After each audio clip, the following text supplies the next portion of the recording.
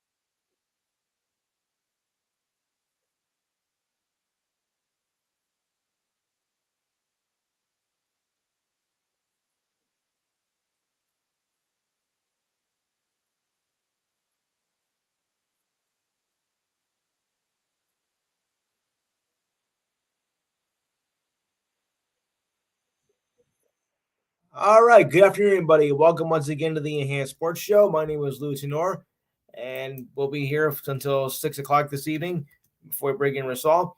It's a miserable day in the New York, New Jersey area. I can vouch for that. Yuck, as we can tell here. But we'll try to figure out about that as we go through the through our show today. Number to call member is 512-543-4662. Number again, 512-543-4662.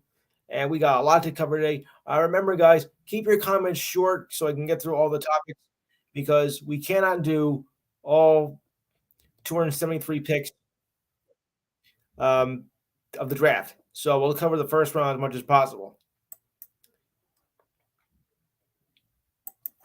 Okay. All right. So let's take a roll call. Steve Davidson, are you here? Right. Steve Kent. All right. Greg. Greg should be here in a little bit. Gerald. Okay, we got our callers. Okay, somebody's having trouble with their reception. Then again, there's a nasty day here, so I get it. But maybe that'll change as the day goes on. I hope. All right, so shall we get started with the draft? First of all, did anybody catch the draft over the past couple of days? Yeah, Steve. Yeah, Steve. I heard you're at a draft party actually.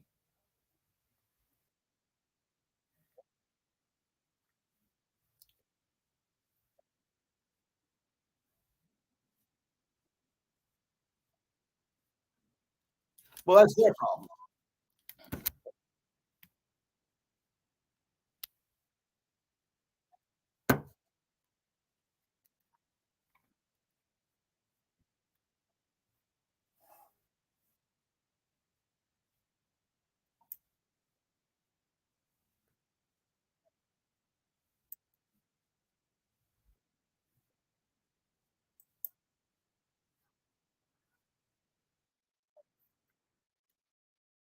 Yeah.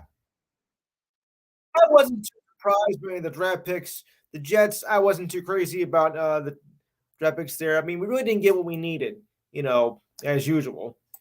Of course, they don't go for what they always go for what they want, not for what they need. That's the big problem right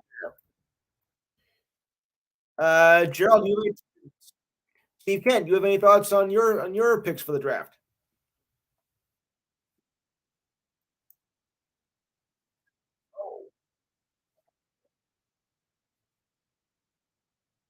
Aha.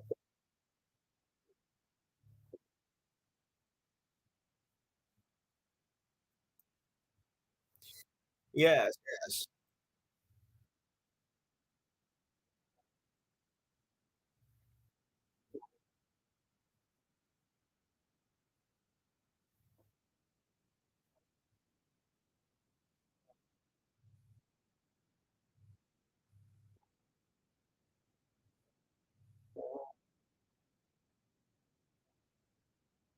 Uh-huh.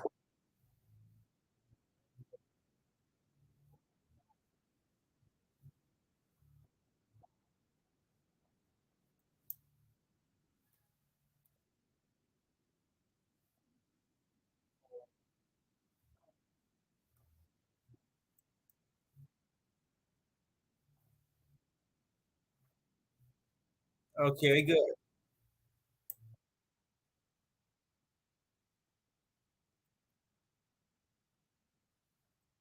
Yeah, right, right.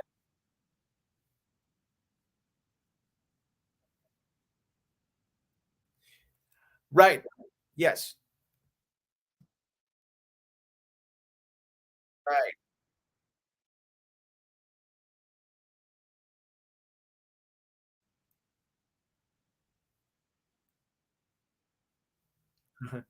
Yeah. All right, Gerald, any surprises for you?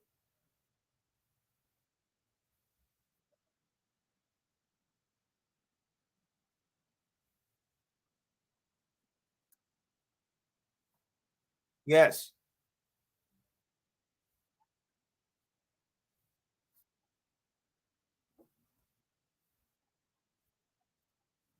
Right. All right, so let's run down the go ahead.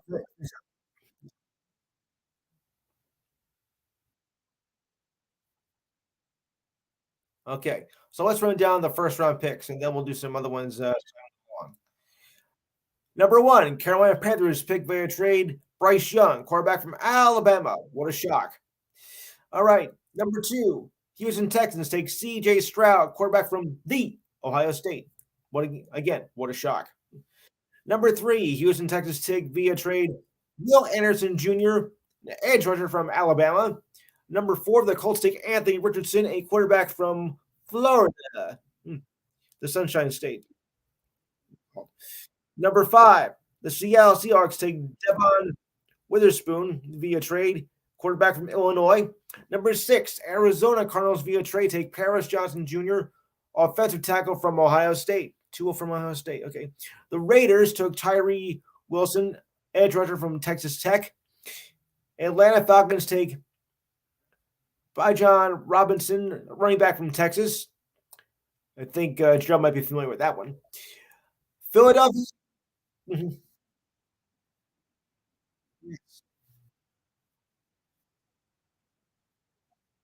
Okay, Philadelphia Eagles take via trade Jalen Carter, a defensive tackle from Georgia. Number 10, the Bears via trade take Darnell White, an offensive tackle from Tennessee. The Titans take Peter Sonorski, an offensive tackle from Northwestern. Forgive me if I mess these names up because I probably will. Number 12, Lions via trade Jamar Gibbs, a running back from Alabama. Number 13, Green Bay Packers by trade Lucas Van Ness, an edge rusher from Iowa. Number 14, the Steelers via trade take Broderick Jones, an offensive tackle from Georgia. Number 15, okay, this one I'll agree with. Via trade, Will McDonald the fourth, an edge rusher from Iowa State. Washington Commanders. Okay, Steve, what do you make of this one? Emmanuel Forbes, a cornerback from Mississippi State. Your thoughts on that one? I thought you said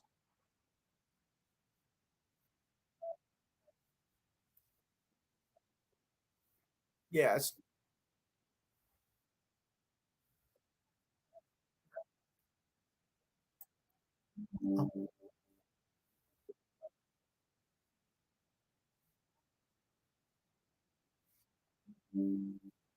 Yes.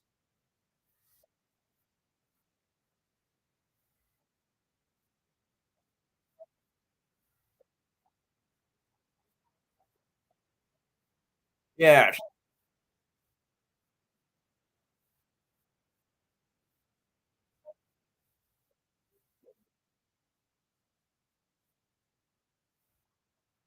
Right. Okay. We do. Okay. We got two new callers. Greg, are you there? There. Good, good. All right. Yes.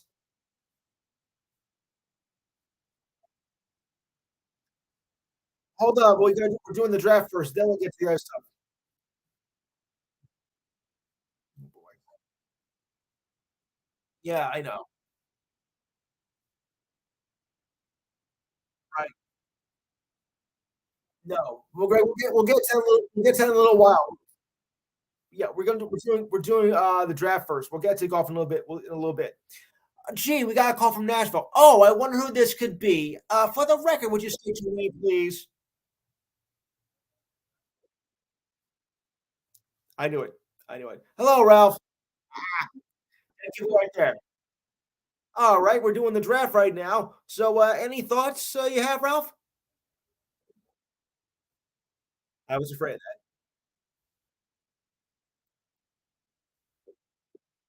Oh yeah, of course.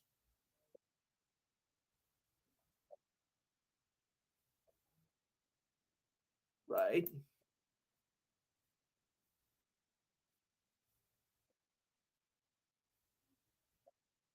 Yes.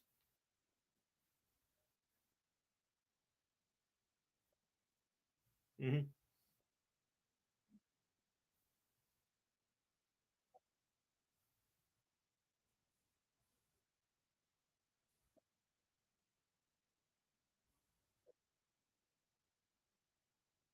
Yes. Mhm.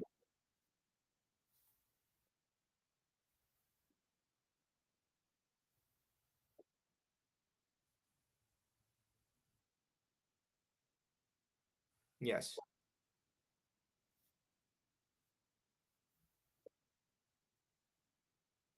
Yes.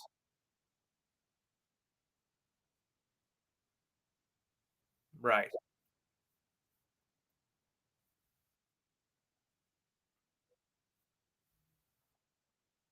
Yes. Hmm.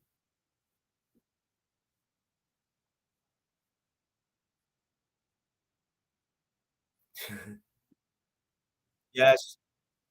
33rd. Yeah. Don't forget his numbers were off from the previous season, and I think that was and the injury that occurred. I think it was the reason why he got did not get drafted in the first round and had to sell for the second round. So I get the reasons why.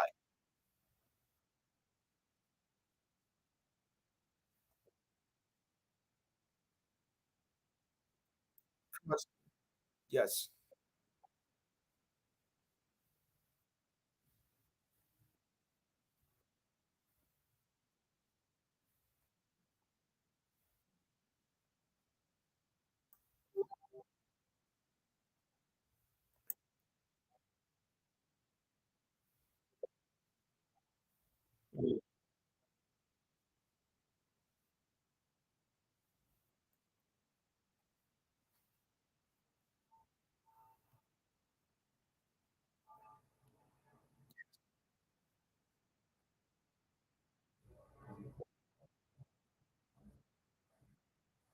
Yes.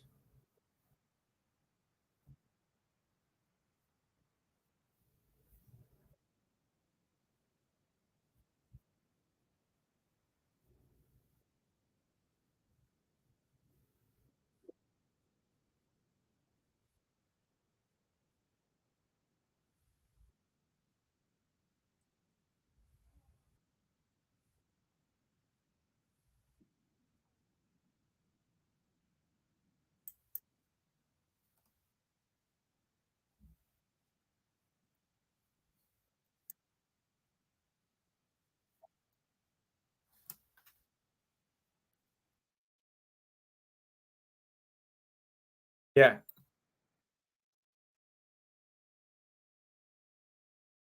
Yeah.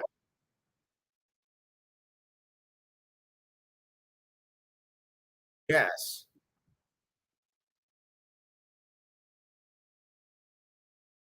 Yeah.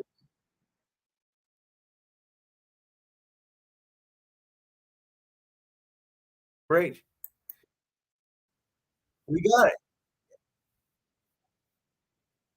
What could it be? It's just like me with the Red Sox. I can't stand them either. Mm. Okay, on we go. Greg, any thoughts though before I run down the rest of the draft? Okay, okay, that's fine.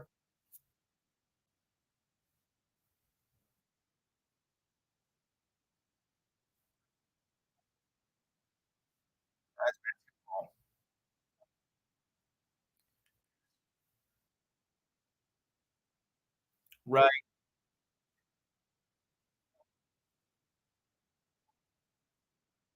right.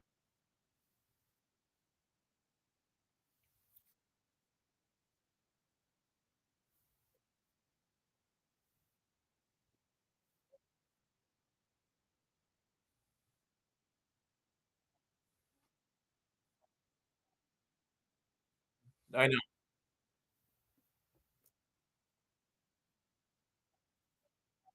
Well,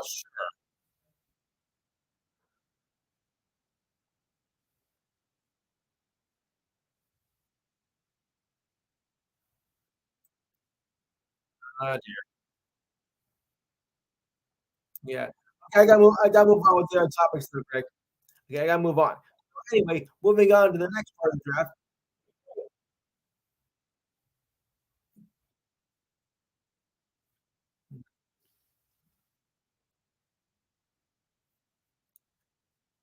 Yeah, exactly. I know tons in the INT.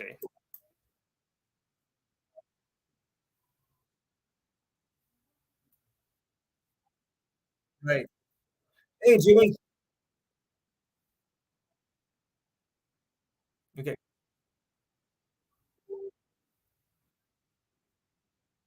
I know. Oh, I don't know about that.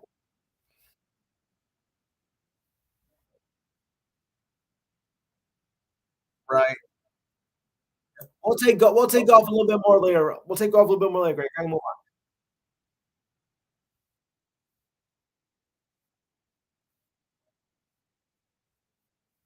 Oh, good. All right, New England Patriots. Right. Yes.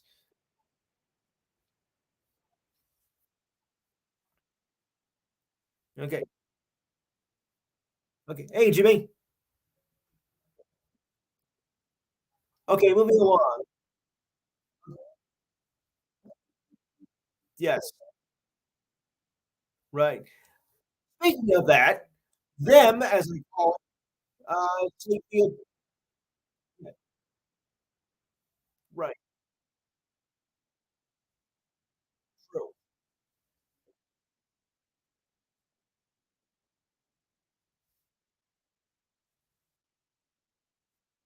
Yes.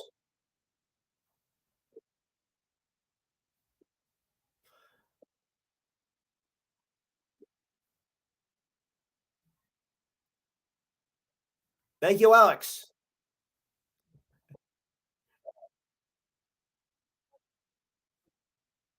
So far. Right. Right. Okay, moving on. The team I refer to as them, you call them the Patriots, via trade take Christian Gonzalez, a cornerback from Oregon. And Steve Kent says, what a shock. Detroit Lions take Jack Campbell, a linebacker from Iowa. Where's Taylor when you need him? Tampa Bay Bucks take Kalaji Cansey, a defensive tackle from Pittsburgh.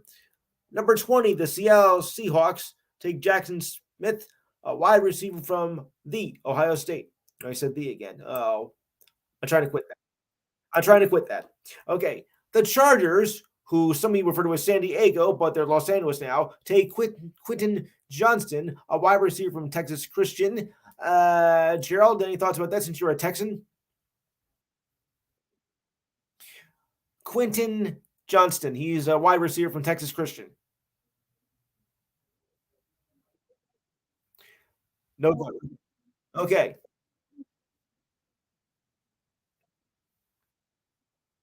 Okay. Moving along, the Ravens take Zay Flowers, a wide receiver from Boston College. Send me some flowers, please. Okay. The Vikings take Jordan Addison, a wide receiver from Southern California. The New York Giants via trade Deontay Banks, a cornerback from Maryland. Hey, Steve, from your area. Uh, okay. The Bills via trade Dalton Kincaid, a tight end from Utah. Gee, Diane's not here. Okay. The Cowboys take Maisie Smith, a defensive tackle from Michigan. The Jaguars via trade Anton Harrison, an offensive tackle from Oklahoma. Sorry. The Bengals take Miles Murphy, an edge rusher from Clemson. Oh boy, Clemson. Okay. The Saints via trade take Brian Breeze, a defensive tackle from Clemson. By the way, that's Breeze with two E's in his name. The Eagles, oh, Jimmy, how this one? Noah Smith, edge from Georgia. What do you make of that one? Spill it, Jimmy.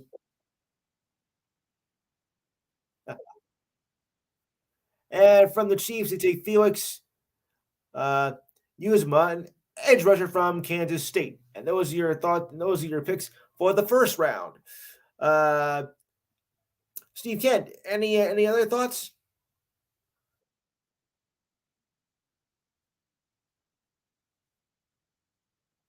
Yes.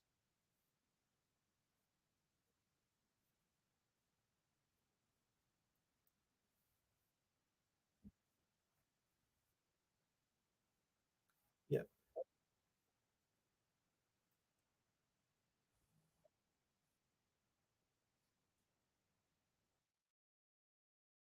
Right. I don't know about you, but I don't trust those mock drafts. I especially don't trust anything from Mel Kiper.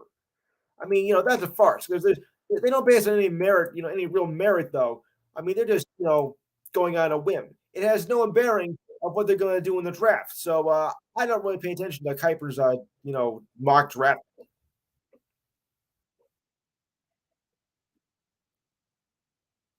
You know,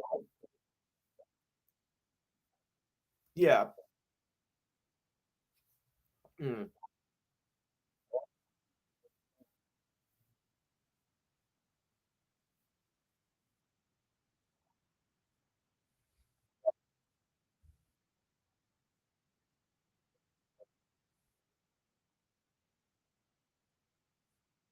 right.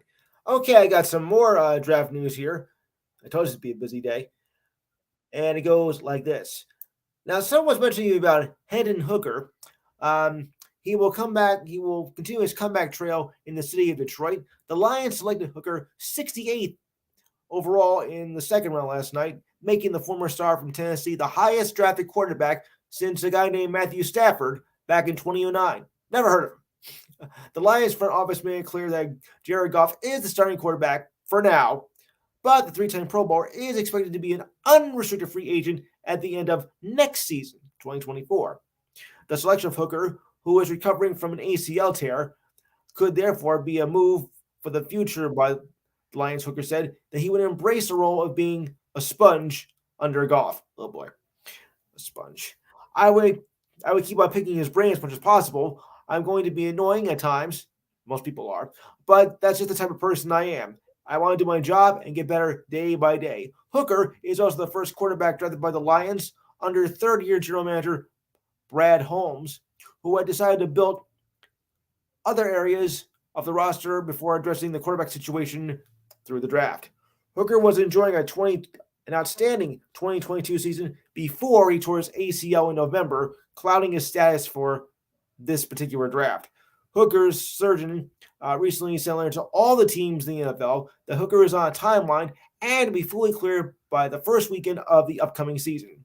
However, Hooker himself would not put a timeline as return, saying he has worked his way back to the field and to start running and throwing passes down the field without much pain. Prior to the injury, Hooker was a Heisman candidate, but ended up fifth in the voting, but was the highest player from Tennessee since Peyton Manning in 1997. Ever hear that guy? Okay. Hooker completed 69% of his passes for 3,135 yards and 27 touchdowns and 2 interceptions in 11 games last season. He also rushed for 430 yards and 5 touchdowns. And in case you couldn't tell about myself with those names before that I'd never heard of them. I was being sarcastic. So, Ralph, what do you make of Hooker since he's in your area?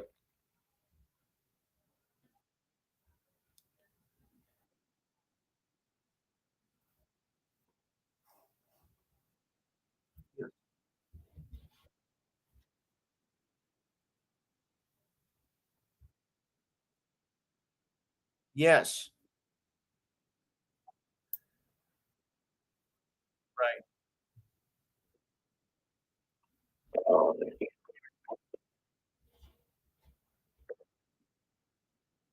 Hmm.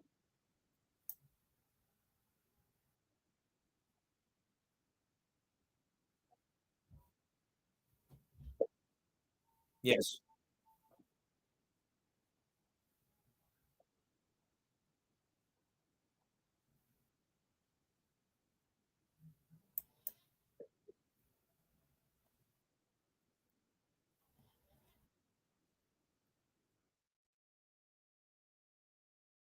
Yes. Correct.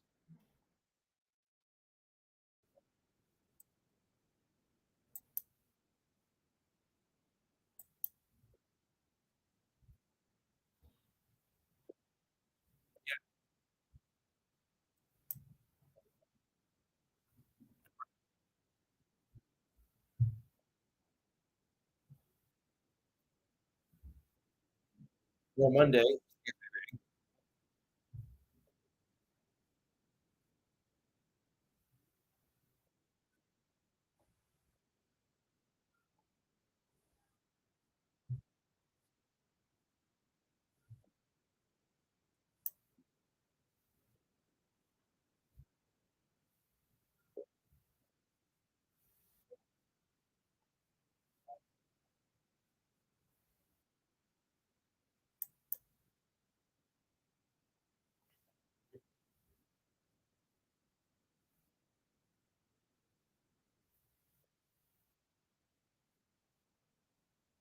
Yes.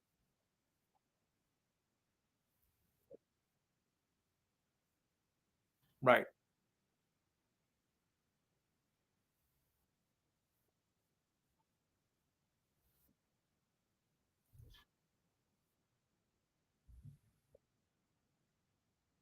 Yes. Absolutely.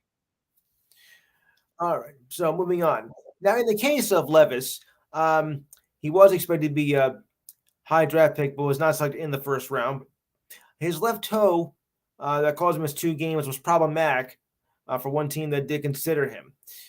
Another team believes that Levis could manage the injury, but surgery would be needed to discuss after the season. So there's a problem right there. He was one of 17 players that attended the first round that was held in Kansas City. Of those 17, 4 were not drafted. Brian Branch of Alabama, defensive back, Penn State cornerback um, Joey Paul, and Georgia Tech defenseman Kieran White, in addition to Levis. Now, Levis has been compared to Josh Allen of the Bills, which I don't know if that's fair to say. It's kind of hard to compare one player to the other. Uh, Doing part of a strong arm and above average mobility. He spent the last 2 years at Penn State before transferring to Kentucky as a junior. So congratulations, Steve, on that. As a senior, though, his production, well, it fell by the wayside as he passed for 2,406 yards and 19 touchdowns and 10 interceptions. Okay, not bad. Come on. Now, let's not get hasty here. Although compared to 2,026 yards and 24 touchdowns with 13 interceptions, is a bit of a downfall. But come on, that's not catastrophic. Seriously. He rushed for 9 touchdowns as a junior, but only managed 2 in his senior season. Okay, that's a big factor right there. I get that. But anything else, his numbers, I think, were pretty reasonable, considering from his junior. Okay, so they were down, but it's kind of hard to repeat that same success, when you really think about it. But he did get drafted in the second round, and that's a great choice right there. So I have no complaints about it. Anyone else think differently? Do you think maybe? Yeah, go ahead. Who goes in first?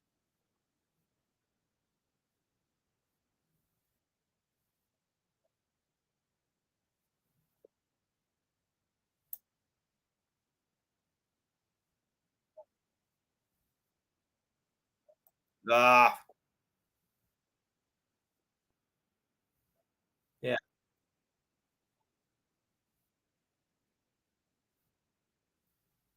yeah, but you don't want to put in the same category as Ryan Leaf or Johnny Manziel. Oh, that was like a comic tragedy right there. Forgetting. Ugh,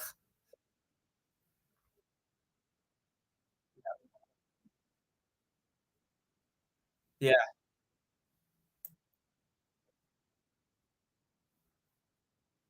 yeah, it's big time. No,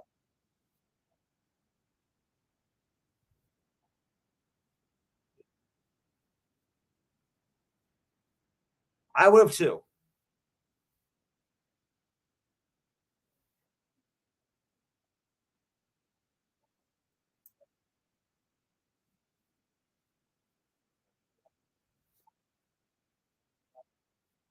Yes,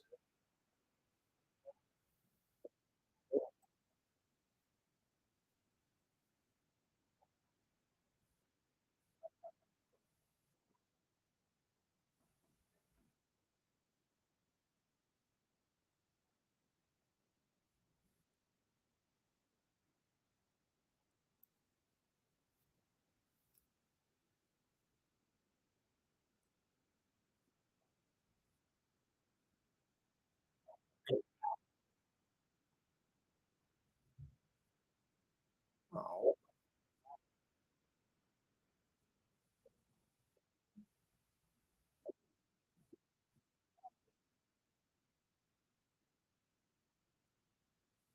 yes,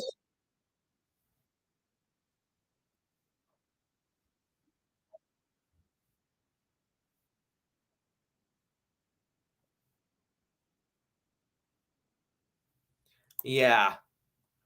Okay, moving on. Yeah, moving on. Yeah,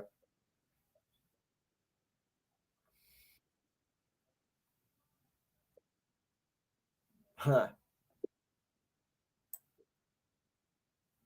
Yes,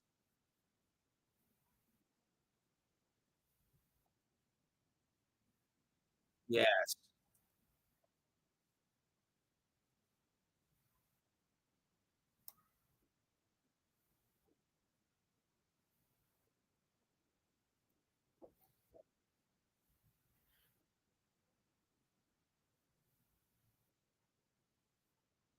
right.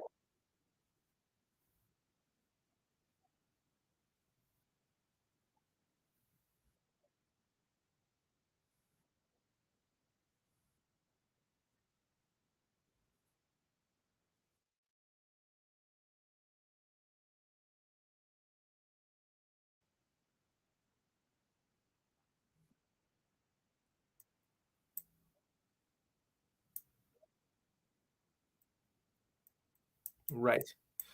Okay, now on to the long-awaited story of the weekend. It has been long-awaited. Guess who's coming to the Jets? That's right.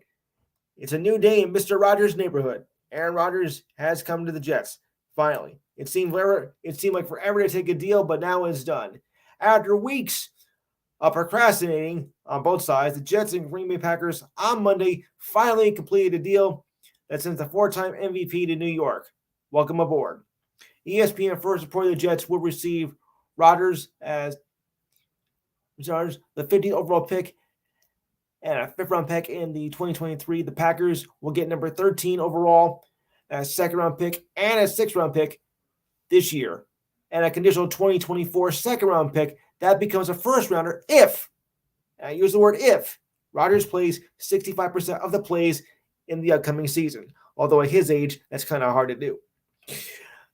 Jets legend Joe Namath gave Rodgers his blessing to wear his retired number 12 jersey. How about that? But it is believed that Rodgers will wear number 8, the number he wore in college at California. I get that. The Jets now have a future Hall of Fame quarterback, and the fans are already talking about the Super Bowl. I think we're getting a little bit ahead of ourselves with that. I mean, let's put it this way. I think, yes, that he'll give us a winning season, and he might get us into like a wild card spot. But to say that we're going to go from, the season we had that collapsed in December to a Super Bowl, I think that's a little bit far fetched. I think that's maybe just being a little bit too optimistic, as we say. Uh, so the Jets brass flew out to Malibu several weeks ago for a recruiting visit with Rodgers, and whatever they said about playing in New York worked, as Rodgers announced on the Pat McAfee show on YouTube back last month for his intention to play for the Jets in 2023. Look, I like the ideas coming here. We got ourselves a good quarterback, but remember, they also said the same thing about Brett Favre when he came over back in 1998. Yes, we did have a winning season. No, not 19, but after that. We did have a winning season, but we missed the playoffs, because the AFC was just too strong that year. So if you're thinking, well, it's great. Oh, get the Super Bowl tickets ready. No, I don't think it's going to be that. And at his age of 39, uh, they did sign for a 3-year deal, but I don't think he's going to make all 3 years. I think he'll get 2 maximum, if that. Other than that, I don't see it. I think after that, he will officially retire for good. So that's how I see it. I really don't think it's going to last 3 years. He has, yep,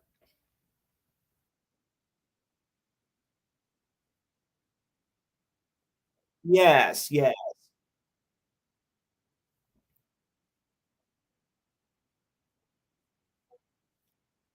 His age, no.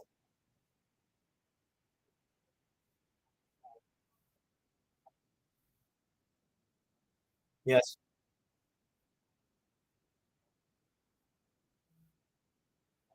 yes,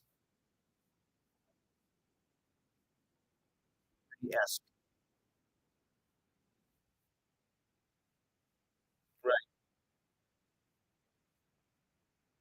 right. Mhm.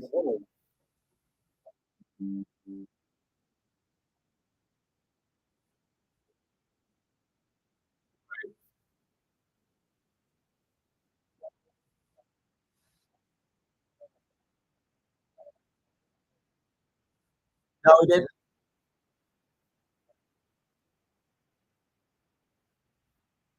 Yeah,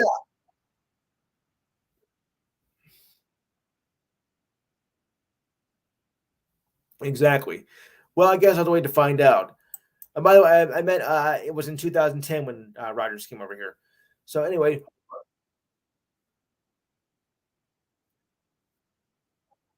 no, probably can't. Yeah.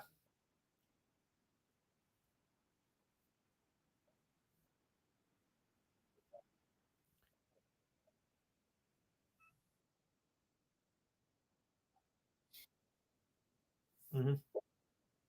Okay.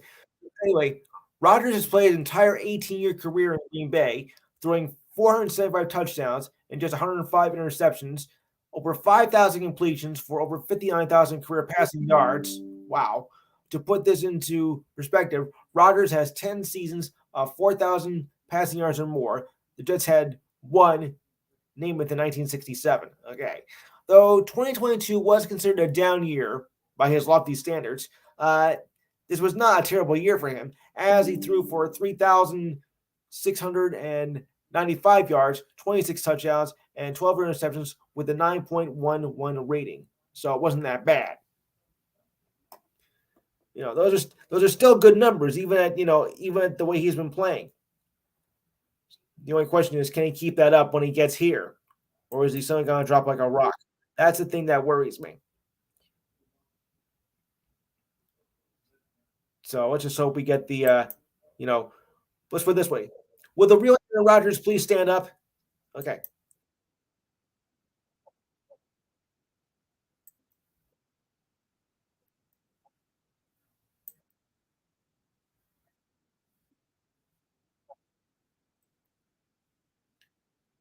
Yes.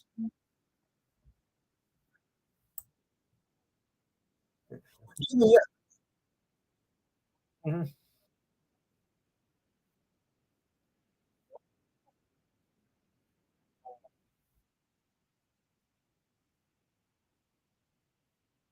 Jimmy, your thoughts?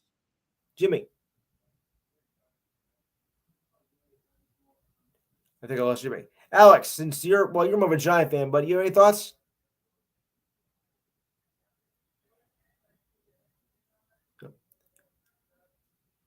Gerald?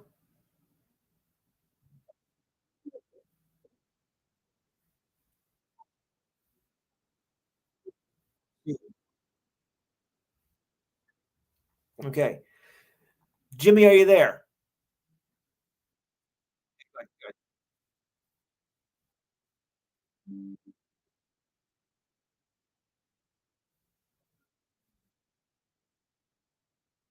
Yeah.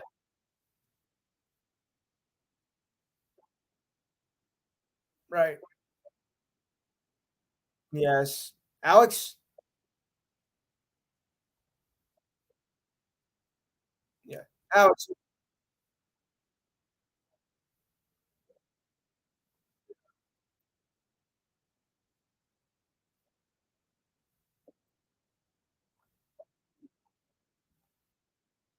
no. Yes. By the way, Jimmy, your thoughts on the Eagles with DeAndre Swift as the guy with the Lions? Yeah.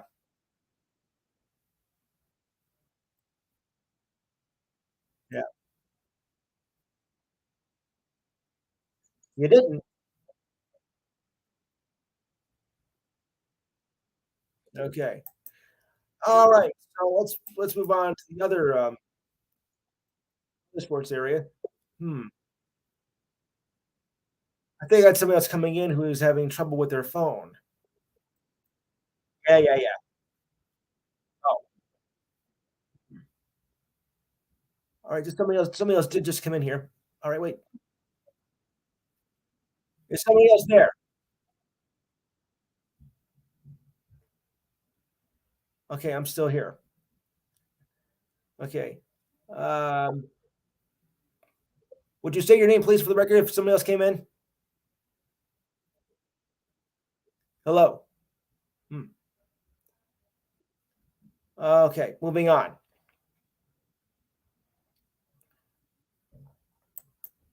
Okay, are you there? Oh, it's me. Okay, I'm here. All right, so moving on. We got some baseball to mention here. Mets pitcher Justin Verlander looked sharp in a rehab game in Double A Birmingham, Binghamton last night, and could make his debut for the team as early as Wednesday against the Tigers. You should know something about that. He played for the Tigers early in his career. Um, Verlander opened the season on the injured list. Went 4 and 2/3 scores innings for the Rumble Ponies, allowing 2 hits and no walks and 6 strikeouts. How about that for a team name, guys? The Rumble Ponies. Oh boy, I did not make that name up. I wish I did. We'll see how he feels, said manager Buck Showalter. But so far, everything is on target for his Mets debut. Last night, by the way, they lost in a rain-shortened game of 5 innings, 4-0. He threw 43 pitches last Sunday in a live batting practice at the Mets training complex in Port St. Lucie. He is on track to make his first start Wednesday against the Tigers. He spent 13 years there. The expectation heading into last night's start for Verlander was to make one rehab start. However, Showalter indicated the Mets are flexible and is mum on the decision. Um, Alex, you're the Met fan, right?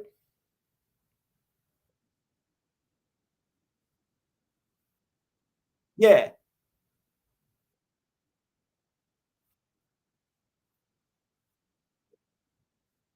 true, true.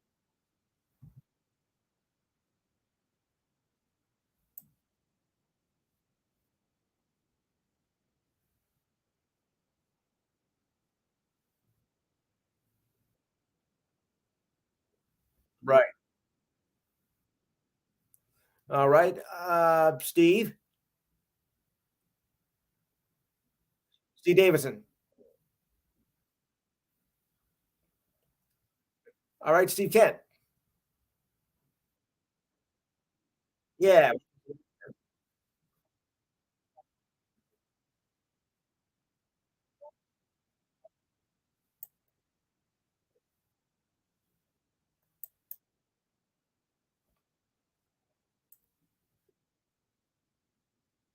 yeah.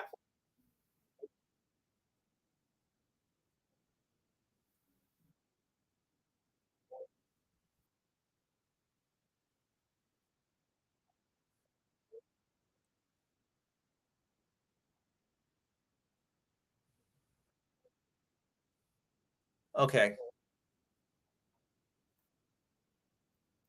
Right. Ralph, your thoughts?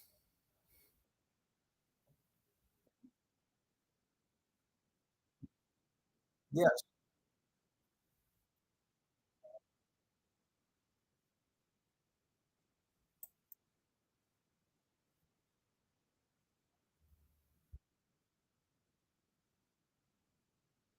Mhm.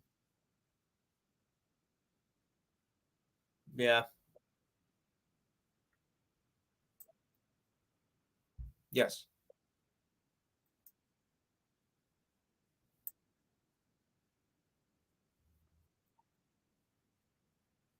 Right.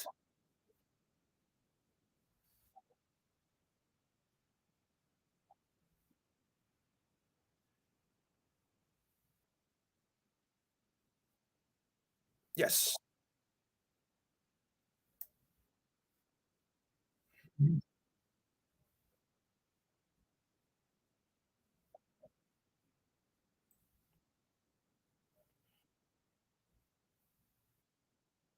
Yes.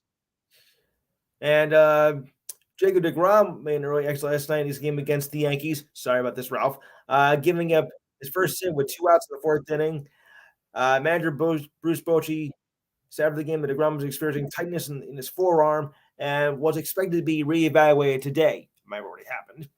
DeGrom retired his first 10 batters and a 5-0 lead when he walked Anthony Rizzo ahead of while Calhoun on an 0-2 count with 2 outs. DeGrom threw a fastball of 96 miles per hour that sailed outside for a ball, and DeGrom reached for his left side.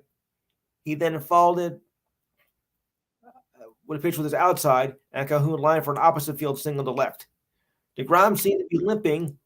Athletics trainer Jacob Newburn and pitching coach Mike Max went to the mound and summoned Bochy and met with the manager in foul territory. Bochy then went to the mound and replaced him with Dane Dunning. This is DeGrom's first year with the Rangers after he signed a 5-year, $185 million deal he signed in December. So, former Mets pitchers and current Mets pitchers are having a big problem. I mean, DeGrom, though, I'll give he's a good pitcher, but, there's no way I think he's going to duplicate the same success he had with the Mets, even though he really deserved, the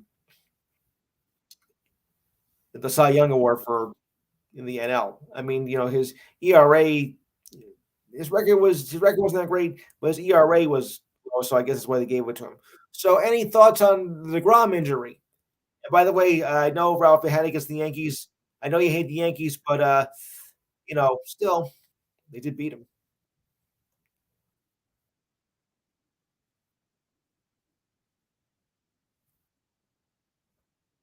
Yeah,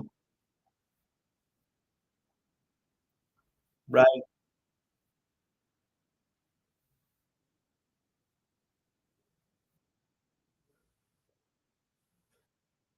Um,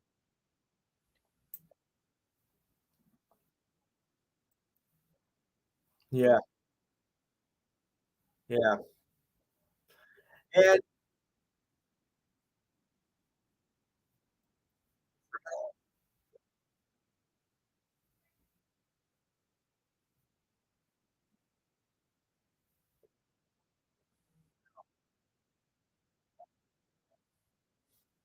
stay healthy is a whole different story.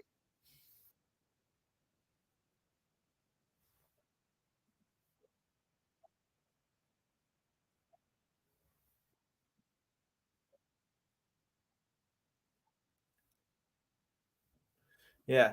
And the Yankee injury list continues, of course. This time it goes to Aaron Judge as he suffered was going through hip discomfort.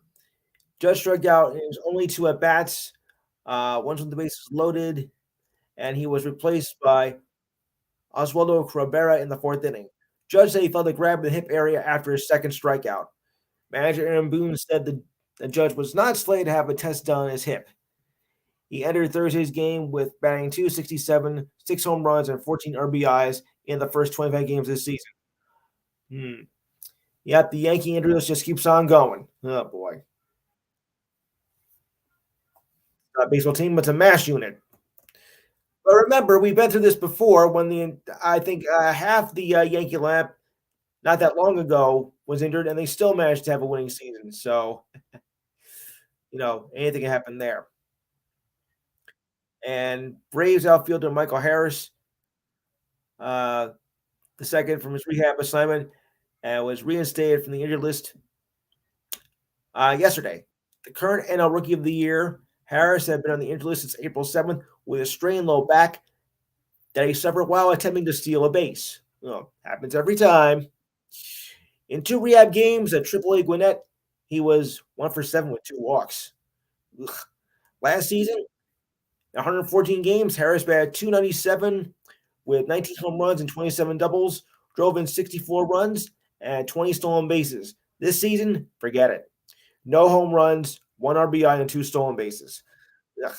And batting 217. So his numbers are low. Not very comforting, is it? Yeah.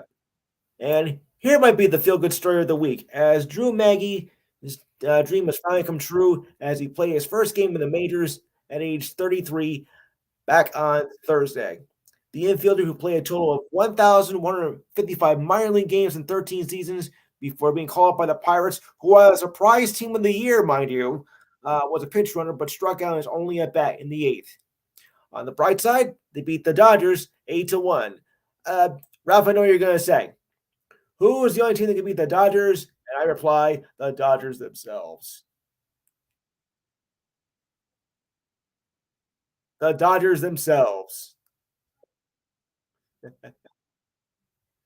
That too. Well, okay. Yeah. So, like I said, the pod. Yeah, I can't believe how the Pirates are doing this season. At the time I wrote this report, they were 14-7. That number has gone up by now. Next week I'll have the update on the standings. Oh boy, this is going to be some year for Pittsburgh. All right, on to other sports now. Hey guys, did you ever think that the Bruins would be having to go to a seventh game in this series? I mean, last week I made my prediction that the Bruins were going to sweep the Panthers. Boy, was I wrong about that. Boy, do I feel stupid. So anyway, last night was not one of their best games as they lost 7-5, emptying a goal. The Bruins might rule out a goaltending change for tomorrow. Jim Montgomery said he was thinking about pulling uh, Allmark out and going with the replacement Jeremy Swayman. Oh boy. Last night, Linus Allmark gave up 6 goals in the 7-5 loss. Oof. Now it's game 7, winner take all. Well, we communicate with everyone involved, and we thought it was the kind of game that we could pull out. Montgomery said of not pulling Allmark. Maybe you should have. He said, I think Linus is fine. I looked at him in the eyes a few times and went back to the bench. He looked very intense. He was 46-1 this season with a 9.38 save percentage and a goals against average of 2.27. Not too shabby. Swayman took over in game 4 after Omar received a penalty for fighting with Matthew Tkachuk, just like your father, of course. The Bruins will try to close the series at home tomorrow. They've lost 2 in a row now. And if they lose, this will be the biggest collapse in NHL playoff history, considering the regular season they had as they broke the record in points and wins. They had 65 wins and had 135 points in the regular season. To have this end on that note would be a tragic of epic proportions in the NHL playoffs. I don't know you guys, but I think the Bruins are in trouble. And don't forget, Patrice Bergeron also had injuries, and there's been concerns about Olmark's health as well, as he suffered an injury in the last game of the regular season. So I think this is a big concern right now. Uh, Steve Kent, your thoughts on maybe the collapse of the Bruins? Hang on. Go ahead, Steve. Oh,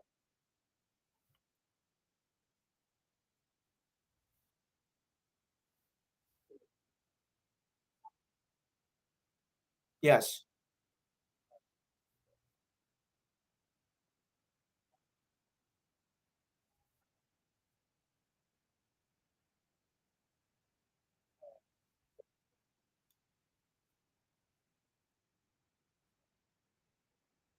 You mean with yeah. Choke?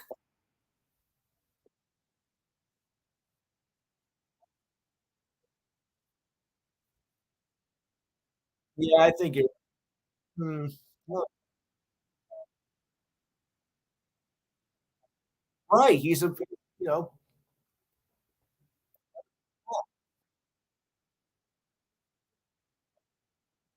yeah,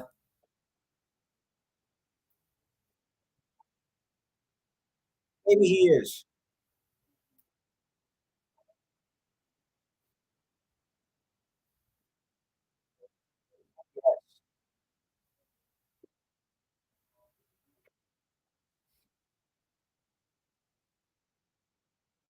It's all up in here.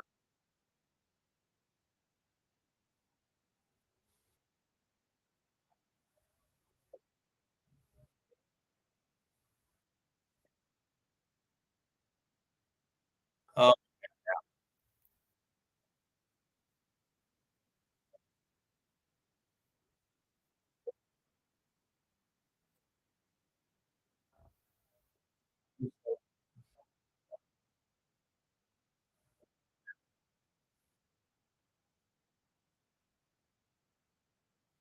right.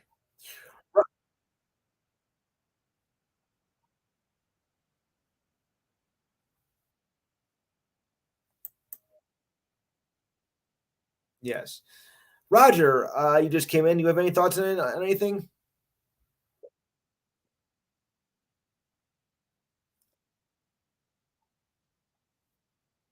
Yes.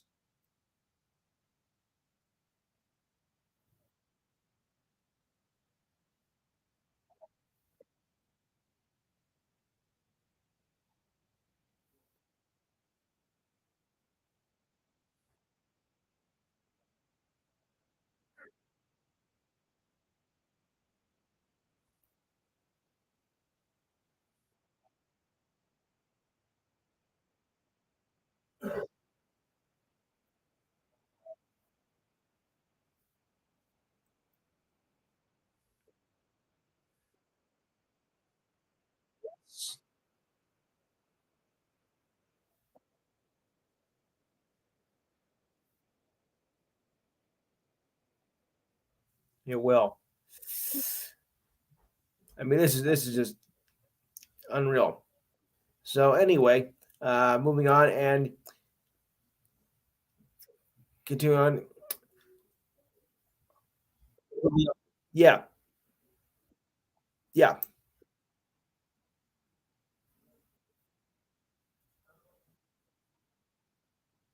sure.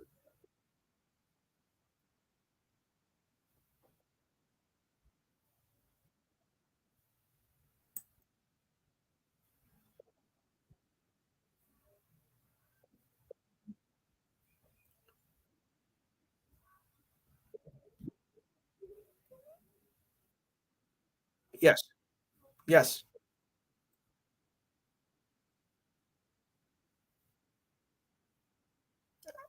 I did too.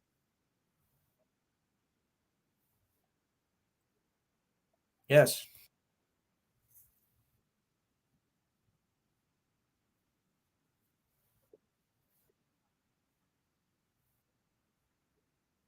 Mhm.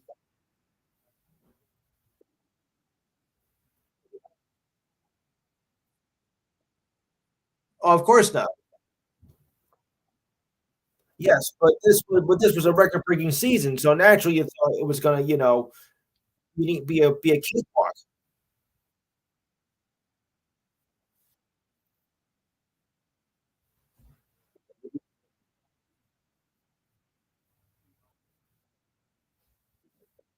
Yes, yes,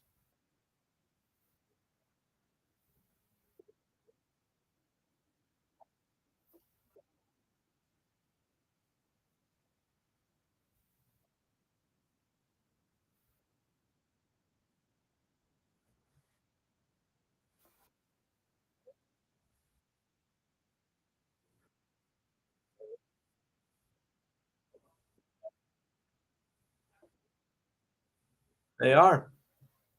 I did not see this.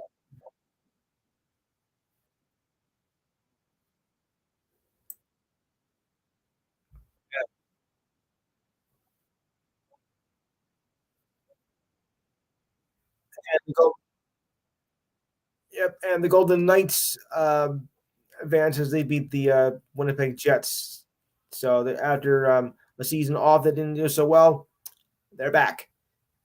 And Rangers Devils, well, that's going to go to a game 6 tonight. It didn't seem when the Devils were having much after in the first two games. They were outscored 10-2, but in the last three games, boy, how the tables have turned. The rain, yeah,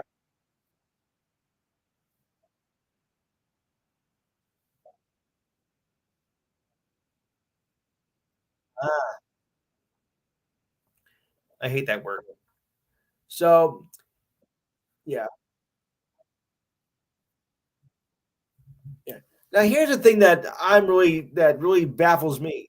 They got the Rangers lost 5-0, 4-0 on Thursday night, but the Rangers coach Gerald Gallant, who blasted his team members in Game 4, saying his players not showing Game 4, but felt much better about the performance in Game 5, despite being shut out 2. Gallant had no problem with their efforts in that game. They played a hell of a game. You got to give them credit. Now, why can you say that you got shut out 4-0? You got ousted 20-2 on shots, and you have no problem with that. Is it just me, or is there a problem here? I think Gallant's losing.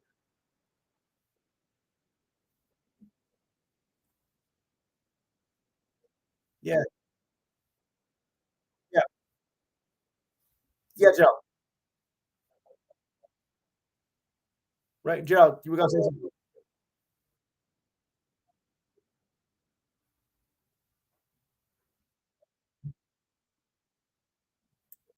Okay, do you like it? Do you like the idea, or you're like, what are you nuts?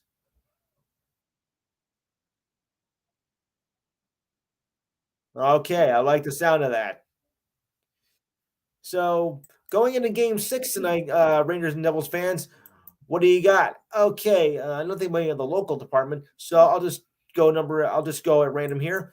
Uh, I'll start with Alex since he's the close. No, I'll start with Roger. What do you got tonight? Devils Rangers, Game 6.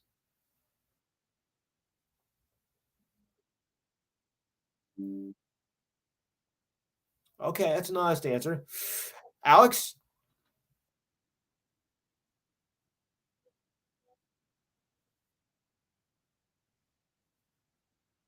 I like the sound of that. Jimmy, do I have to guess?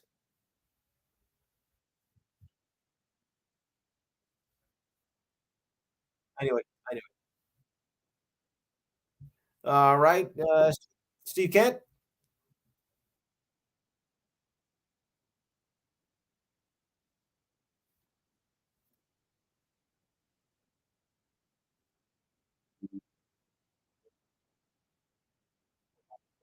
Right,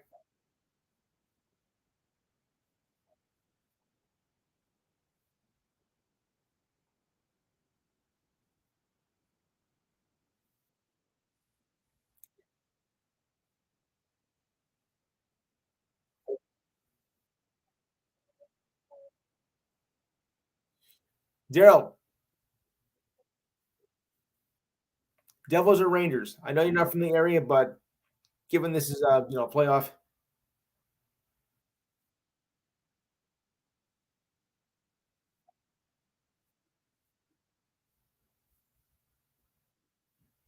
Okay, I think I get it.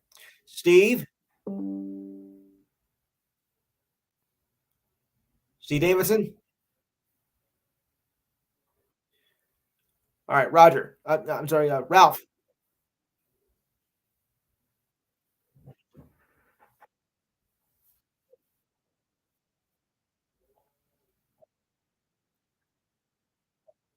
Yes.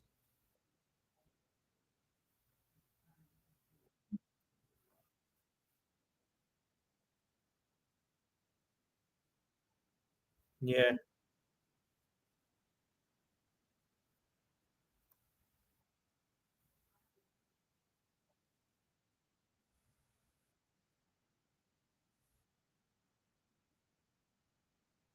Yeah.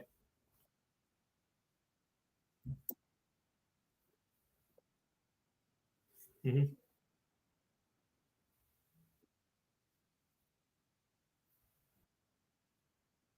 You better.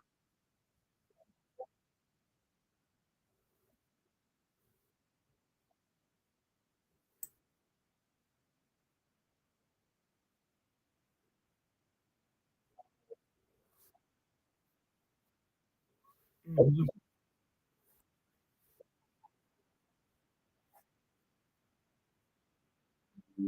Yeah.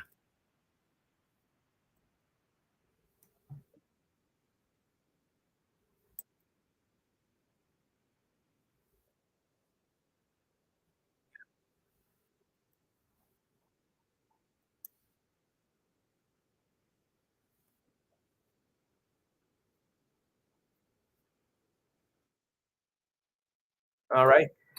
Well, guys, after a 10-year absence, the Knicks are going to the second round of the playoffs after being the Cavaliers on Wednesday night. I don't know about you, but I'm a happy camper.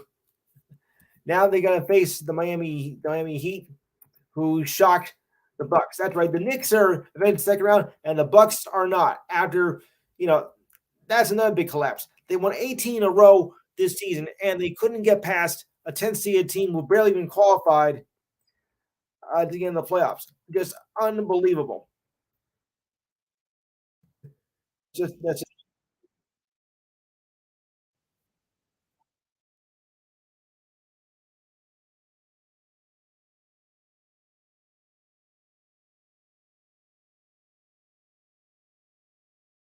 we all did. We all thought that. We all thought it was going to be a cakewalk as usual, but nope. But without the Greek Freak, their star player, that could be a problem because going into the playoffs, you have to have your players healthy, especially your big guns, and they didn't have it. But of course, Miami had their problems with Tyler Hero, who was also injured, so they had a string of injuries too. But I guess if you have the best players off the bench, that's what's going to help you get through the series. So anyway, they eliminated the Cavaliers in Game 5 on Thursday. As it been throughout the series, Jalen Bruce Brunson led a hungry Knicks team that controlled the game wire to wire. He scored 23 points, 4 assists, and 4 rebounds, and made the big plays when the Knicks needed most.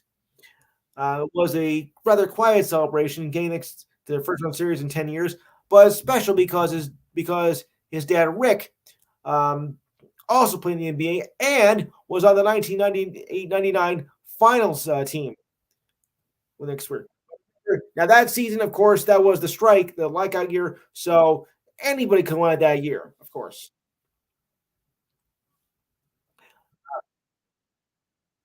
Yeah. Mhm. Yes. Right.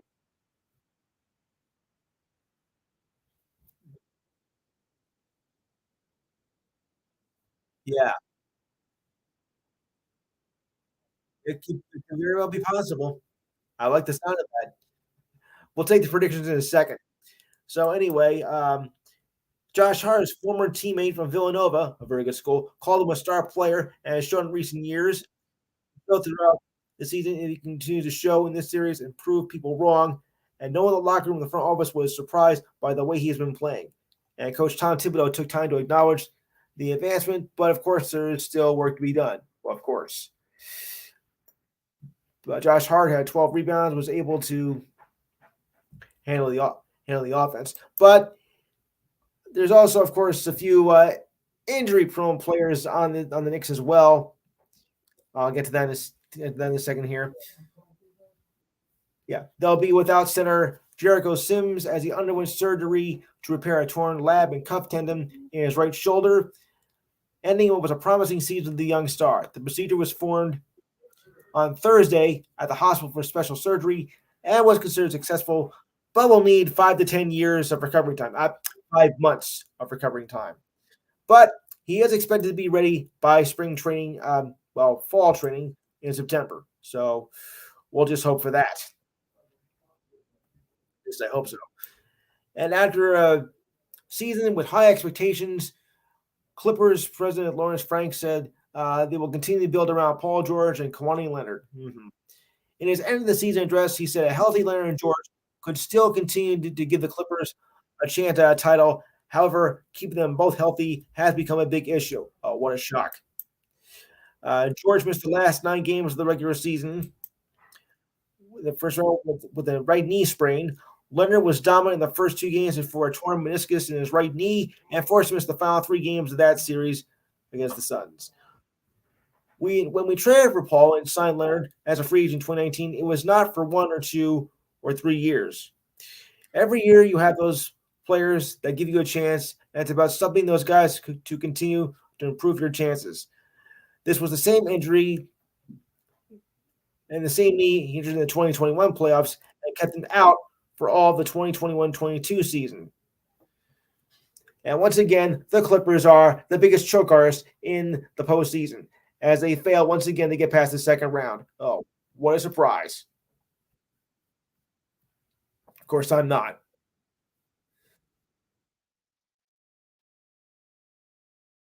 I had to go there. Yeah,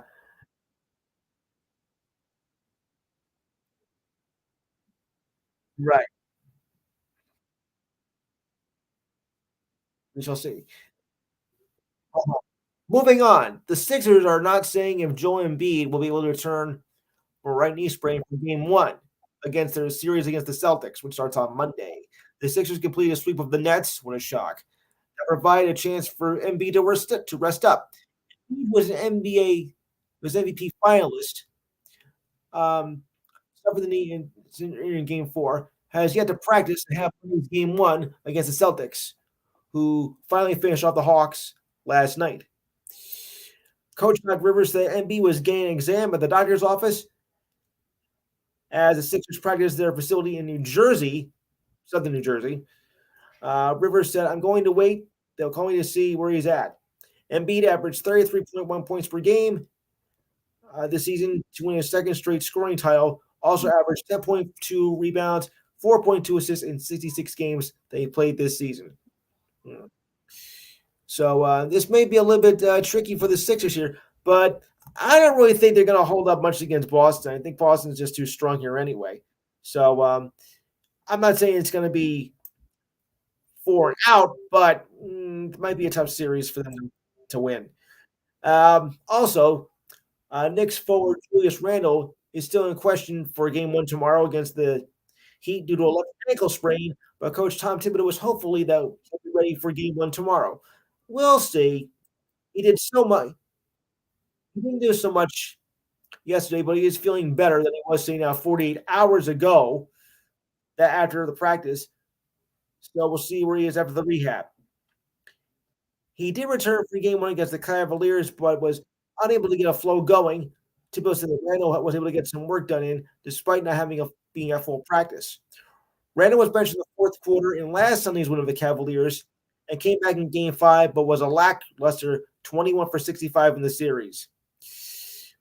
There is some good news, of course, as Quentin Grimes is expected to be ready for game one after missing the past week with a shoulder contusion that he suffered in game three. So it's kind of good news and bad news for the Knicks.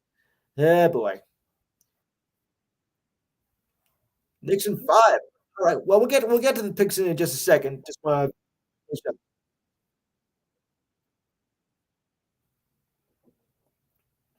all right. Just let me see if I can get one guy in here. Let me give this guy the number here. All right.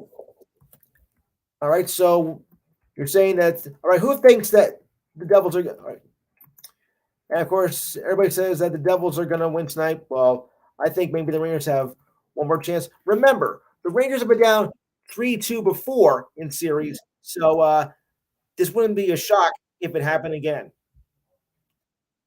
All right, so let's get on with our predictions here as we're about 38 minutes away from Rusal. And Rivers said MB is likely doubtful for game one against the Celtics. So much for that. All right. So NHL first. All right. So Steve Kent, Leafs, Lightning. What do you got?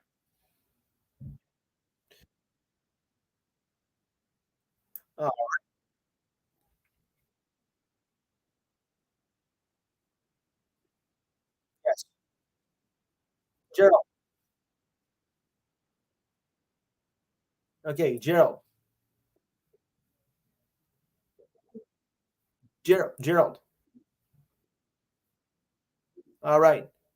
Uh, Steve Davidson. Who do you got?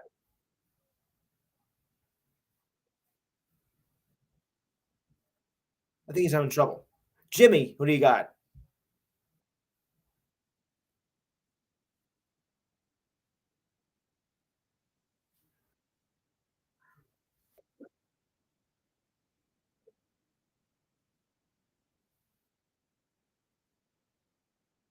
Daryl. Is that you? Daryl. We got another call from New Haven. Can you say your name, please? Daryl. Okay. Who do you have in the Devils Rangers and in the Leafs Lightning series so far tonight?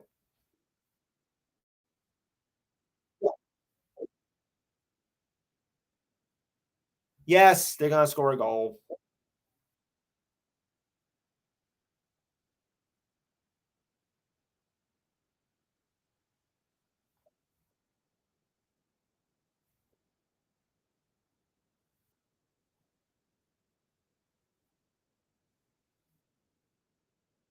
Yes, yes.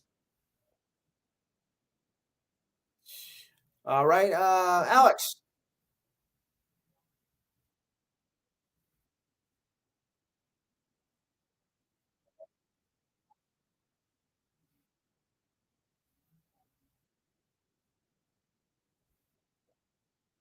Roger. All right. Okay, that takes care of that. That round. All right, now for the tomorrow, the Panthers versus the Bruins. Steve Kent,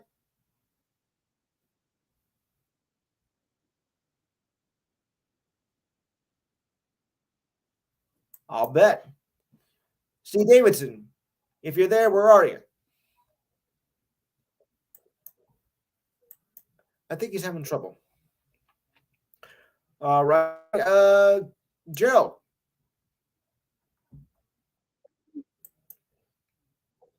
Panthers, Bruins. All right, Jimmy,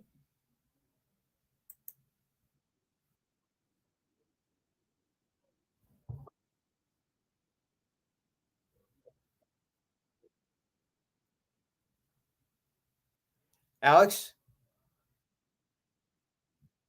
Okay, Roger, Daryl, Daryl. No, the other New Haven guy. New Haven. Right. Yeah, I say Daryl, not Gerald. So, yeah. Nice try. Nice try. I could have done. Right. Steve, wherever you are, come back in. I hope. All right, and the last one for this particular round. Listen carefully. The Kraken versus the Avalanche. This has become quite a series, guys. Tied at 3. Yep. Seattle is doing this only in their second year of existence, and they've been the surprise of this series so far. So, Steve K, who do you got? Kraken or Avalanche?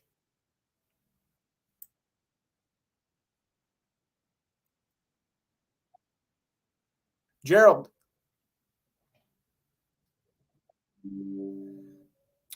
Jimmy,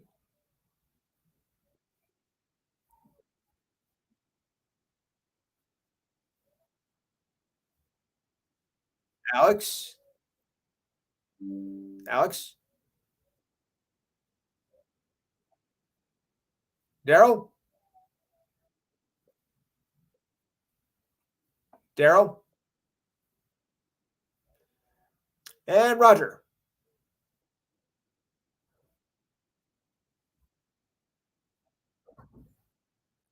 I don't know. I think I see an upset here. I'm gonna go with the Kraken. Yes, I know the Avalanche are the defending champions, but the Seattle has proven that it can really hang in there.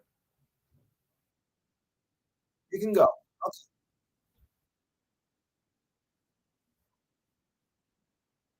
Okay. Okay. Moving on. All right. Tonight's NBA game one of the Western semis, the Suns versus the Nuggets. Ooh, think this over a bit, guys. Uh, Steve.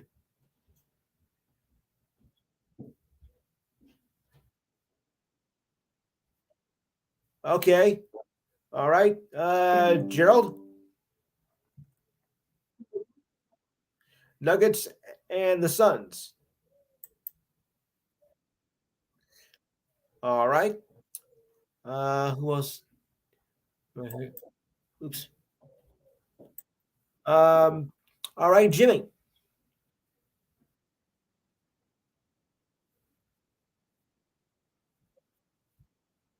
Alex. Roger. And Daryl.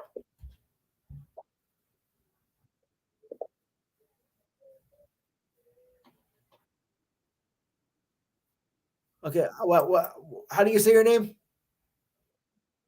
Chris. Oh, Chris. Oh, wait a minute. I'm sorry. We had another person from the area that was Daryl as we Daryl Green. I'm sorry. My fault, Chris. Chris is Chris is nobody of mine from another show. So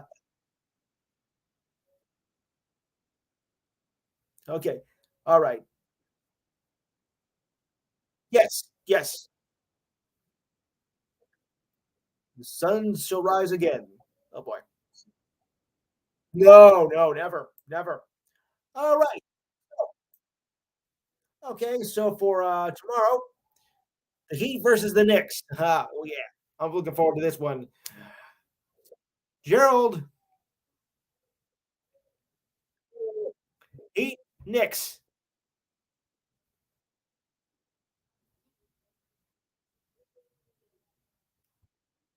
Thank you. Steve.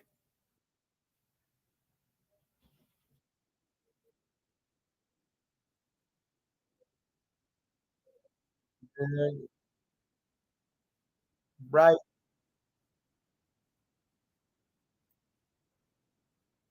right.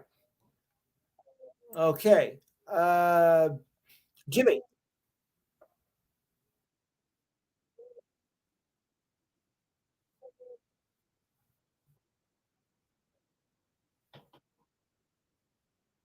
Okay. Okay. Steve Davidson, are you there?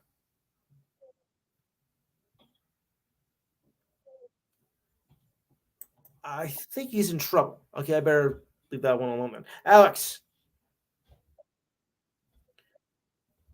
Roger, Chris.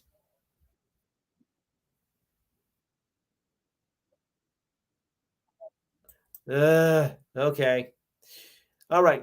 In the Battle of Northern California, the Warriors against the Kings. Kings have been the surprise team of the year, considering this is their first playoff season in 17 years. My hair was a lot thinner then, thicker then. So, oh boy. All right. So, Steve, who do you got?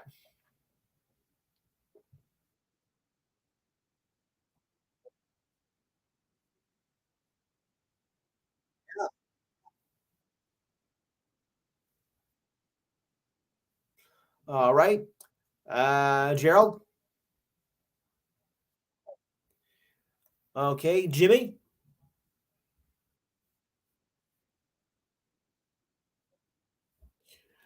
Alex.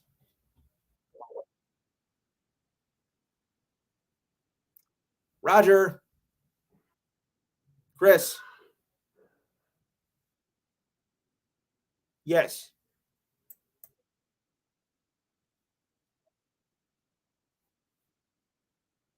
I'm going with the Kings. I'm going with the majority here. And finally, game one, which starts on Monday in this series, the Sixers versus the Celtics. Oh boy, pick your poison. All right, Steve.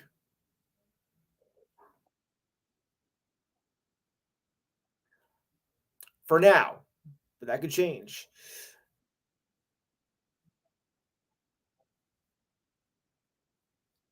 Okay, Gerald, Jimmy.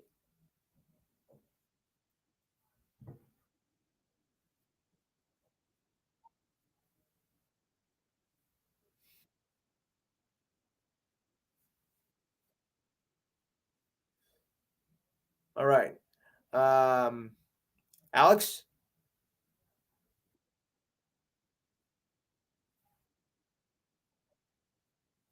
Roger, and Chris.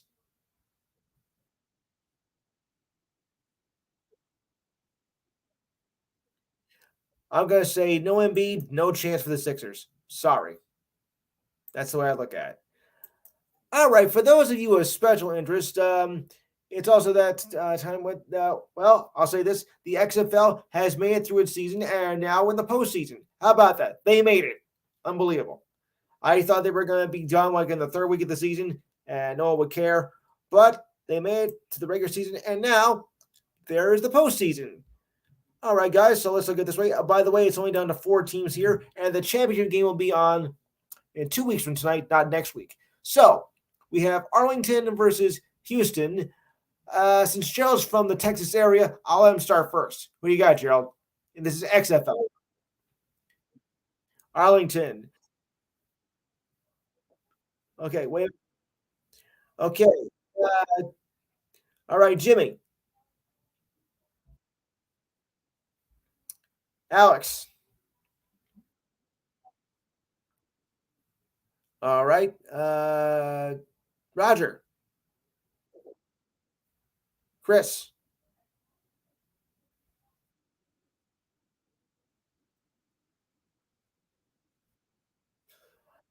I'm gonna go with Houston. You won't have a problem here. Oh, sorry. From Wayne, New Jersey. Oh. You want to hear? Oh, Diane.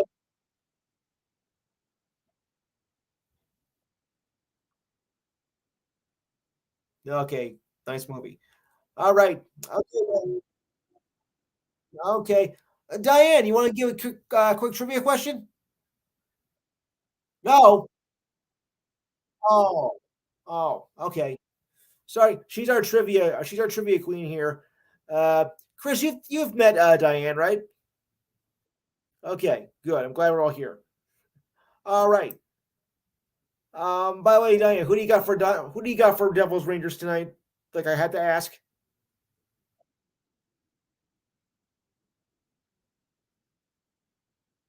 for the record, Di. Hmm. Right, sure. Di, I knew it. I knew it. Di, who do you got though for the Heat and the Knicks in their series? Thank you, thank you. Okay, all right. So now we go to the USFL, and yes, that league is still existing as we know it.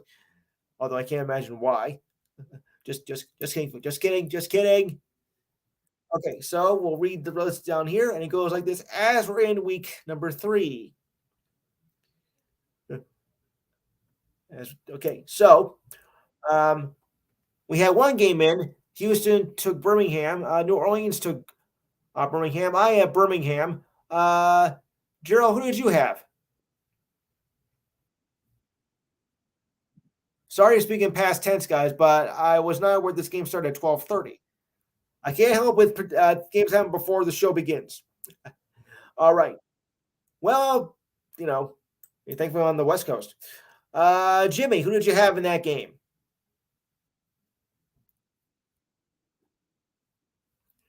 Alex,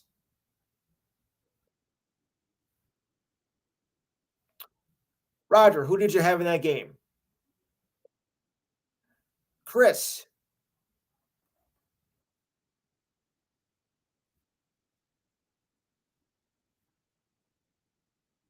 that's true. Diane, I took Birmingham too. All right. Coming up later, Memphis at Houston. Steve, or did Steve lead, right? All right, I'll move. All right, I'll go on. Gerald. All right, Jimmy.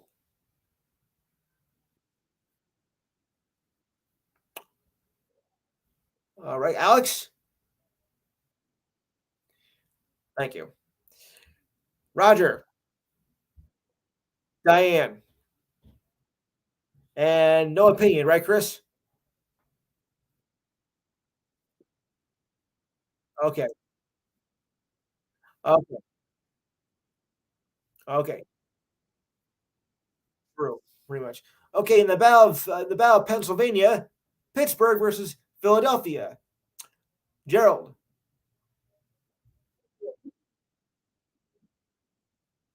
All right. Jimmy.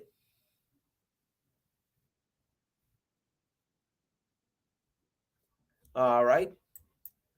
Uh, Alex. Roger.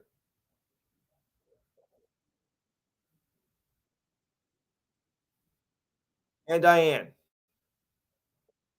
I'm going Philadelphia too. And last but not least, New Jersey at Michigan. Okay. Diane, who do you have?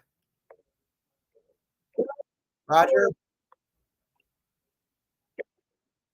Thanks a lot. Alex.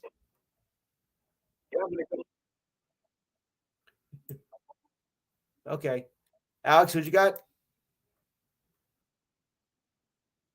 That's true too. Yes.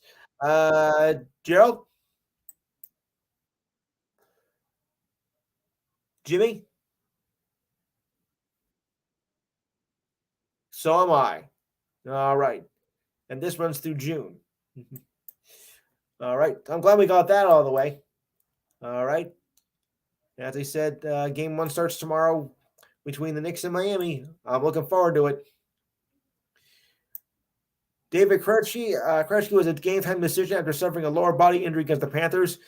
He said, I'll take a warm up. He said this morning, I believe in every single player. We watched the video. We know we can be better at, and we're trying to do so last night. Unfortunately, did not come out with the exact prediction, as they're now tied 3-3. Yeah. All right. LeBron said he had to do better for game 6 last night, and he kept his word as like it was a game 7 mentality and ripped apart the Grizzlies in a 40-point blowout. Oh yeah. It took and won the series 4-2. In game 5, it took LeBron 17 shots to make 5. Last night he made 7 with his first 8 with a dominant first half and a 2-fisted dunk in transition. Oh yeah, like that. It was certainly a game 7 mentality for us, said LeBron after the game. We understood that we had the opportunity to play in front of our home fans, so we did our best to win. It already felt like the end of halftime as they're up by 17 points. LeBron scored 16, one more than in game 5. He ended up with 22 points, 6 rebounds, and 5 assists, and won his 40th playoff series that ties him with former Laker Derek Fisher. D'Angelo Russell also had a good game. After shooting 4 for 11 in Wednesday's loss, he was 5 for 8 in the first quarter alone and finished with 31 points on 12 for 17 shooting, setting a new career playoff high. He finally broke out of his slump in a big way, shooting 50% or more in a postseason game, the first time in his career. Austin Reeves, 11 points and 8 rebounds and 8 assists and 6 rebounds. Jared Vanderbilt gave John Moran a hard time, shooting 3 for 16 and was 3 for 8 from the 3-point line. Anthony Davis, 16 points on 6 for 9 shooting, 14 rebounds, and 5 blocks. This was the 6th time that 7th be a 2 seed and the first time since 2010. Somebody's having a problem. Gerald, you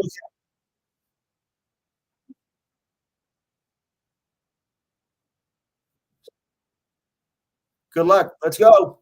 Let's go, Blue Shirts.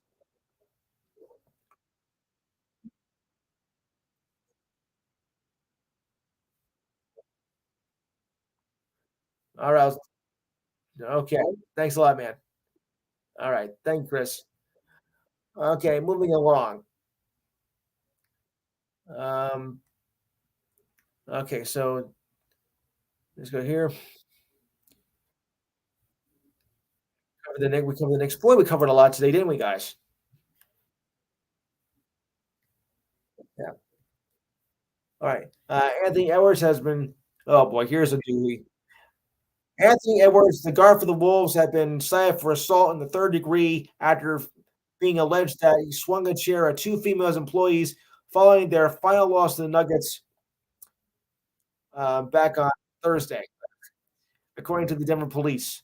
The incident occurred as Edwards had the Wolves locker room after the loss and swung a folding chair, injured both employees, according to Denver police. The injuries were not serious, said by Nuggets spokesperson Ray Callis. We are aware of the alleged incident against Edwards following a Game 5 in Denver and are in the process of gathering information. The Wolves sent a statement from the Wolves at this time. And we have our idiot of the week. Hey, Gerald, I got some news for you from NASCAR about Alex Bowman. Well, he suffered a fractured vertebrae in a sprint car crash at Hendricks Motorsport and will miss the next 3 races. Yeah. Mhm.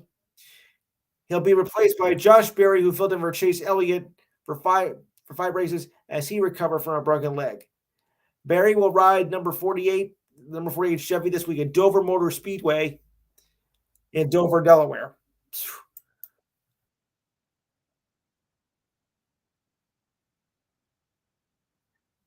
Yes, yes, yeah. I wasn't sure you're yeah, right. Yes, okay. Excuse me. All right. The NHL will send 4 of its teams to Sweden to start next season. The Wild, Leafs, Senators, and Red Wings will take part in the NHL Global Series in November. The league announced back on Wednesday that its last venue outside North America, with 1 game being played each day from November 16th to November 19th in Stockholm. The Kings and Coyotes will play a couple preseason games down under in Australia in September. The league is trying to generate more interest for the game in Australia while gaining interest in other European countries. This is the NHL's first trip to Sweden since before you know what showed up. Mhm. The Wings and Senators will face each other on the 16th and the Leafs on the 17th, while the Wild will face the Senators on the 18th and 19th. League chose these 4 teams for their current roster of Swedish-born players, and not only for that, but also for the organization's history of them, such as Red Wings Nick Lindstrom and Henrik Zetterberg and Daniel Alfredsson of the Senators. Having 4 teams in one building in Sweden could provide a blueprint for the World Cup in hockey of in 2025. Hmm. And Kawhi Leonard was diagnosed with a torn meniscus in his right knee, sources confirmed to ESPN. Leonard missed last 3 games of the series due to the injury he suffered in Game 1, and the Cubs lost 4 straight after that, proving once again they can't get past the second round to save their life. Yeah, of course. Hmm. And the World Cup, the FIBA World Cup of basketball is going to take place in um, August and September, and the U.S. have a favorable schedule, as if it's a favorable schedule, and yeah, okay, and they will have to match up against the Greek Freak as they take on Greece in the tournament early on. The draw for 32 teams runs from August 25th to September 10th. It was held in Milania today. The World Cup will be played on 3 locations in the tournament in Japan, the Philippines, and Indonesia. The American squad will be led by Warriors coach Steve Kerr, who will begin Group C play with New Zealand on the 26th, Greece on the 28th, and Jordan on the 30th. And I don't mean Michael Jordan. Perhaps even more important, the way they draw the Americans will not have to face defending champion Spain, silver medalist France, or Canada until the semifinals. Thank goodness. Giannis, who is not confirmed yet when he will play for his national team, but made it clear it's a priority. And with the Bucks stunning upset in the first round loss of the playoffs, it could seem more realistic that he will play in the tournaments. Yeah. And John Moran says, well, he's got to be more aware of his actions off the court, which may have affected the way they choked in this round of the playoffs. Yeah. He served an 8-game suspension for his conduct in March. Yeah. Yes. Yes. He served an 8-game suspension after displaying a handgun in a live session on Instagram in a strip club near Denver back in March. Oh boy. In a statement announcing the suspension, Commissioner M. Silver um, admonished Morant for acting in a manner that was both reckless, dangerous, and not to mention stupid. The league also investigated allegations by the Pacers stemming from a post-game confrontation with Morant's associates at the Grizzlies' home win on January 29th. Members of the Pacers traveling party said a red laser, which they believe came from a gun, was pointed at them SUV while Morant was riding in. What a weirdo. Well, we just had our idiot of the week, as I just mentioned, but he's one of them. Yeah, yeah. Or dishonorable, as the case may be. Oh, but bum bum. All right, so shall we do our best and worst of the month right now? Alex, your best and worst of April. Huh,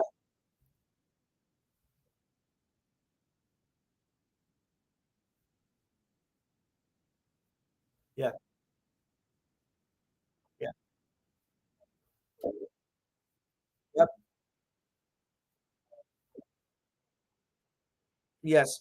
By the way, Diane, it was Anthony Edwards that was the idiot of the week for his assault charge. So we had to factor in that. Well, he's not the guy from ER, but he plays for the Grizzlies, Timberwolves, the Wolves. And here's the note. The NBA Finals will have their games start up a half hour earlier for weeknight games this year. It'll start at 8:30 rather than 9 o'clock. In hopes of generating more viewers. And I like the idea. Well, right. Well, remember, some of the kids are out of school by the time the finals comes, like on the West Coast and the Central. It's only the East Coast they worry about. Okay. Yeah. All right. So Gerald, your best and worst of the month. All right. Jimmy?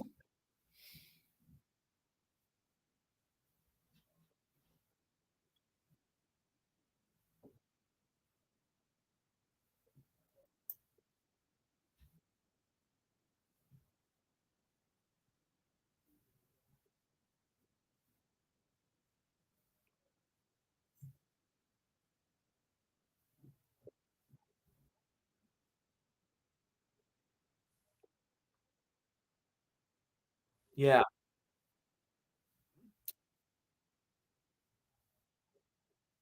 Right. Roger?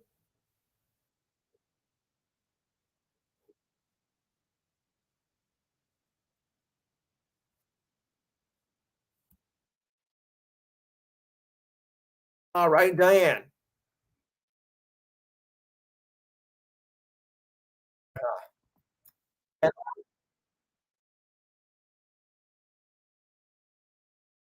Well, I went a little different here. I think the best news of the month was Damar Hamlin being cleared to play next season in the NFL after the horrible. And the worst had to be with that um, football player who died during a scrimmage last month, this past month. On the yeah, there's nothing tragic in losing to somebody like that, really. All right, on to this week in history. Thanks for putting up with that, guys. Okay, here we go. Charles Riley is baseball's first pitch hitter. How about that? I didn't think they had pitch runners back that those days.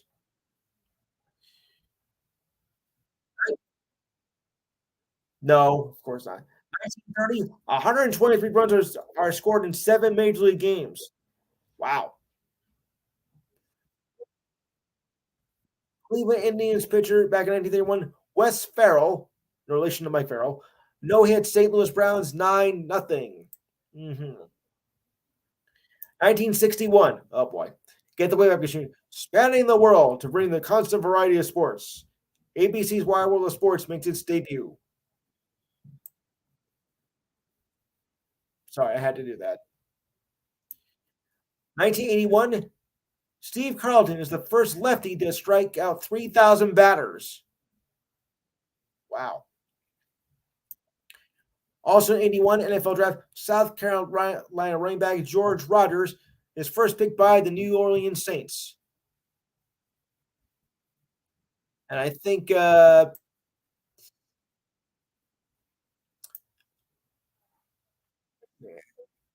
Manning retired that year. Yeah. 1985, Yankees fire manager Yogi Berra 16 games in the season, despite assurance from owner George Steinbrenner that he'd be kept the whole season. Billy Martin was named as a replacement and was fired again. 1986, Roger Clemens strikes out 20 Seattle Mariners batters. Ugh, yuck. 1986, Auburn running back Bo Jackson is picked by the Tampa Bay Buccaneers, and Bo knows football. 1987, Chicago Cubs Andre Dawson hits for the cycle. 1988, the Orioles end their 21-game losing streak as they beat the White Sox 9-0. Wow. 21. Close enough. Close enough. 1990, Dan Quinsbury, the all-time save king with 238 in the American League, announced his retirement. Hmm. Yeah. Okay. London court sentences retired tennis star Boris Becker to 2.5 years in prison for hiding assets during bankruptcy proceedings in 2022. Thanks a lot, dummy. That was the day of the week last year. Yeah. The stupid things people do just for 15 minutes of fame. Yeah. So, like I said, congratulations to the Pirates. They are just phenomenal this year. Hmm.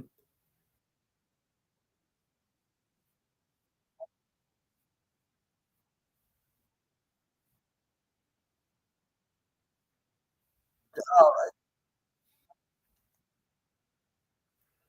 Yeah. All right. And Rodgers has contract restructured as well to come to the Jets. So let's just see how that's going to work out. Mhm. I don't know. I'm still a little skeptic about that.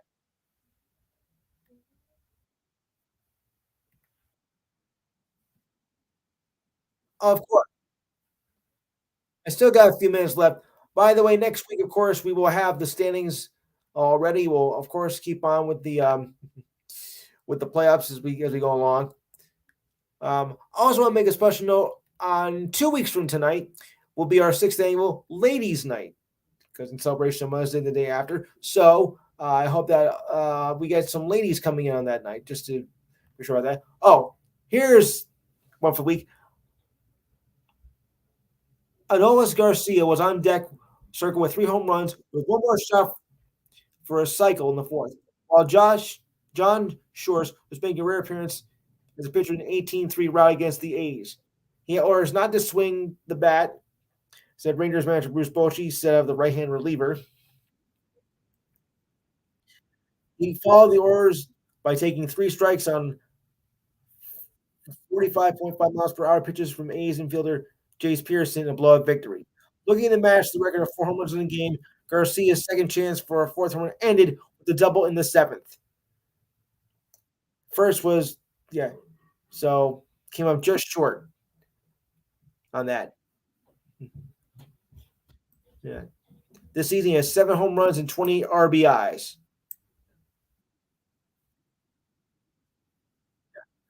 I think someone's having trouble with their phone. So, oh, and congratulations to Cody Bellinger, our feel good story of the week, as his wife gave birth to their second child.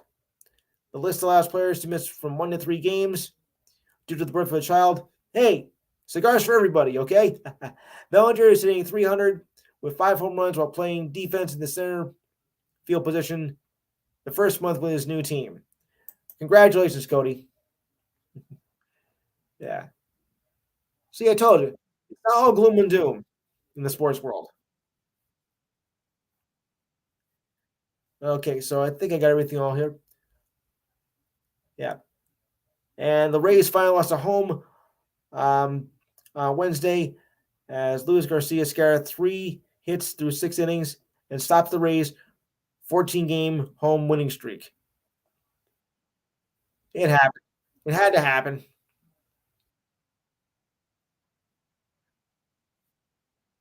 And Fernando Tatis Jr. is returning from suspension from PED use. Okay. Mm-hmm. Now let's see how he can stay out of trouble. All right, so I'm going to end it there. I want to thank everybody for calling in. Next week, same time, same station. So on that note, good night.